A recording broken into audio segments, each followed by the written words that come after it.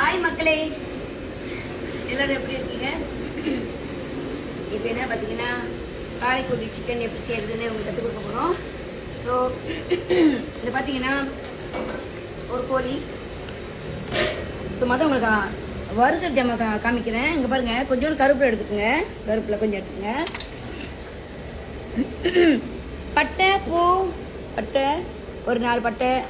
ஏன்னா ஒரு கோழி தானே, ரொம்ப போட்டிங்கன்னா கசக்கும். ஏலக்காய், பூ 2, பட்டை 2, பெருஞ்சீரகம் கொஞ்சோண்டு. இது என்ன பார்த்தீங்கன்னா புழுங்கரிசி, கொஞ்சோண்டு மெழுகு, ரொம்ப வேண்டாம். ஒரு கோழிக்கு கொஞ்சம் தான் போடணும். நான் கூட தான் எடுத்துருக்கேன், இதெல்லாம் நீங்கள் குறைச்சிக்கோங்க. மல்லி கொஞ்சோண்டு மல்லி தான் போடணும்.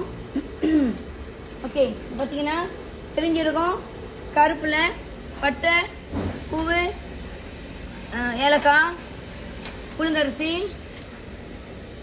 பட்டை மிளகா கூட போடணும். ஓகேங்களா?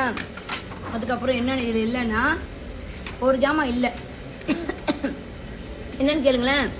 மஞ்சள், பச்சை மஞ்சள் இருக்குல்ல, பச்சை மஞ்சள். ஓகே, அது சேர்த்து மொத்தம் 1 2 3 4 5 6 7 ஜாமான். 1 2 3 4 5 6 7 மஞ்சள் சேர்த்து 8 ஜாமான். இது என்ன செய்யணும், நீங்களா பட்டை மிளகாவை வறுக்காதீங்க. பட்டை மிளகா மட்டும் வறுக்காதீங்க. நல்லா கேட்டுங்க, வறுக்காதீங்க. மொத்தம் இந்த எல்லா ஜாமான் இருக்குல்ல, 1 2 3 4 5 6 பச்சை மஞ்சள் இருக்குல்ல, பச்சை மஞ்சள் கொஞ்சோண்டு ஒரு பீஸ் வாங்கிக்கோங்க. 1 2 3 4 5 6 7 ஜாமாவையும் கொஞ்சோண்டு எண்ணெய் ஊற்றக்கூடாது. நீங்கள் அறவே எண்ணெய் ஊற்றாம லேசாக அனல் வச்சு சட்டியில் வறுத்துக்குங்க. வறுத்து நல்லா பிளேண்டர் பண்ணிடுங்க. தூளாக பிளேண்டர் பண்ணிக்கோங்க. நல்லா தூளாக பிளேண்டர் பண்ணுங்க. பண்ணிட்டு இந்த பட்டை மிளகா இருக்குல்ல, இதை நீங்கள் வறுக்க வேண்டாம், அப்படியே பிளேண்டர் பண்ணுங்க. காஞ்ச பிளேண்டர் இருக்குல்ல, அதில் அப்படியே பிளேண்டர் பண்ணி தூளாயிரும். ஸோ இது எல்லாத்தையும் நீங்கள் ஒன்றா கலந்தீங்கன்னா, இங்கே பாருங்கள், இது எல்லாத்தையும் ஒன்றா கலந்தீங்கன்னா பிளேண்டர் பண்ணிங்கன்னா வறுத்துட்டு இந்த கலரில் கிடைக்கும் உங்களுக்கு. நான் மில்லில் அரைச்சிக்குவேன். நான் கடைக்கு நான் என்ன செய்வேன், கிலோ கணக்கில் வாங்கி மில்லில் அரைச்சிட்டேன். இந்த கலர் உங்களுக்கு கிடைக்கும். அது வந்து ஒரு மாதிரி ப்ரௌன் கலரில் இருக்குது. இதில் எல்லாமே இருக்குங்க. ஸோ நீங்கள் எதுவுமே போட வேண்டாம், இது எல்லாமே இருக்குது. அப்படியே போட்டு நீங்கள் சமைக்க வேண்டியதான். ஸோ இது எப்படி சமைக்கணும்னு நான் அப்புறம் மட்டும் சொல்கிறேன்.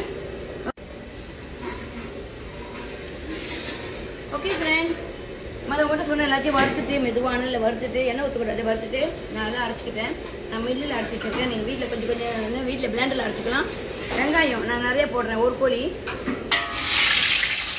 வெங்காயம் சின்னதாக நறுக்கிக்குங்க.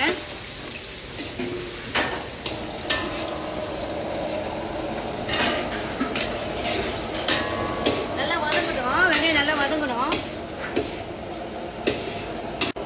ஓகே ஃப்ரெண்ட், வெங்காயம் நல்லா வதங்கிடுச்சு. இப்போ பார்த்தீங்கன்னா இஞ்சி பூண்டு நான் திட்டு அரைச்சி வச்சுக்கிட்டேன்.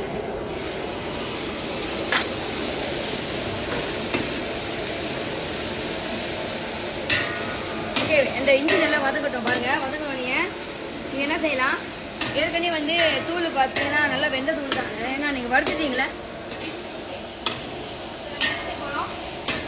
கோழியை போட்டு நல்லா கிண்ட போகிறோம். கோழியை போட்டு நல்லா கிண்டுறோம். இது ஒரு கோழிங்க, 1.5 கிலோ ஒரு கோழி.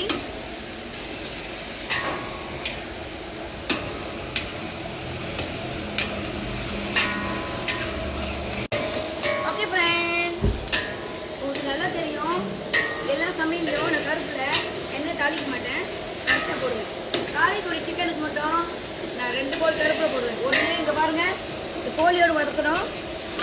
அடுத்தது இறக்குமதி போடுவேன். இந்த கருப்பில் இந்த கோழியோடு நல்லா வதக்குனீங்கன்னா இந்த காரைக்குடி சிக்கன் ருசியே வேறு மாதிரி இருக்கும்.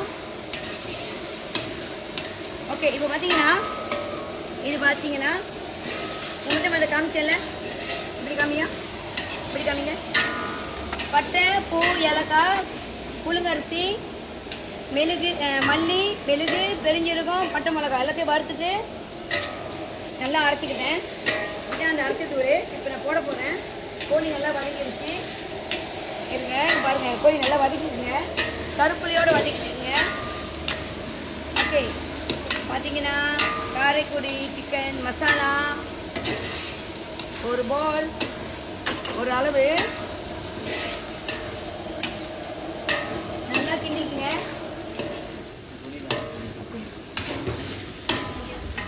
நல்லா வதக்கிட்டு நான் வெறும் அரை ஜக் தண்ணி தாங்க ஊற்றுறேன், ரொம்ப ஊற்றாதீங்க. வேணும் அடுத்தது காமிங்க.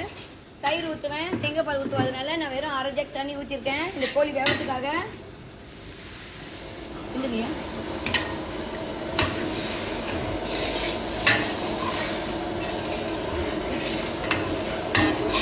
ஓகே, ஒரு 15 நிமிஷம் கோழியை நல்லா வதக்கிட்டு மூடி போட்டுருங்க.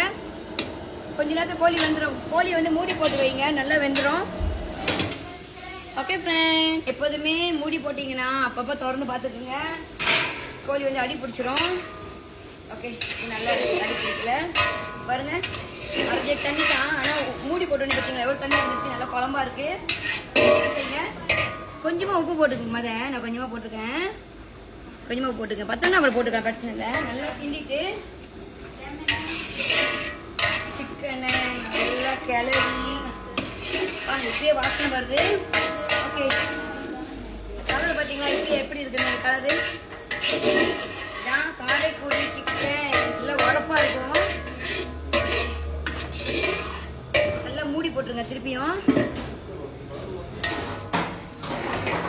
ஓகே ஃப்ரெண்ட், கோழி நல்லா வந்துருச்சு. காரைக்குடி சிக்கன் கொஞ்சம் பாருங்க.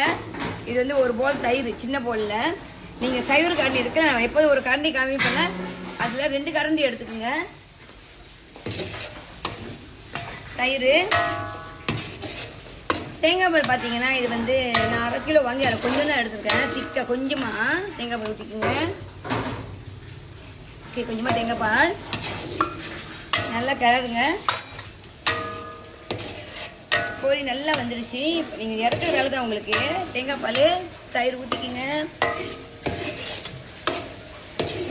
மல்லித்தழை கொஞ்சமாக போட்டுக்குங்க, கடைசியாக போடுங்க. மல்லித்தழை கொஞ்சம் இல்லை நிறைய போடுங்களேன், நல்லா ருசியாக இருக்கும் மல்லித்தழை.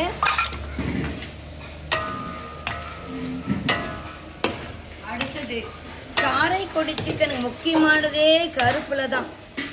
மதவுல கருப்புல பார்த்தீங்கன்னா அறவே தெரியல, எல்லாம் குழஞ்சிருச்சு. இப்போ 2வது போல் போடுறேன் கருப்புல. ஓகே,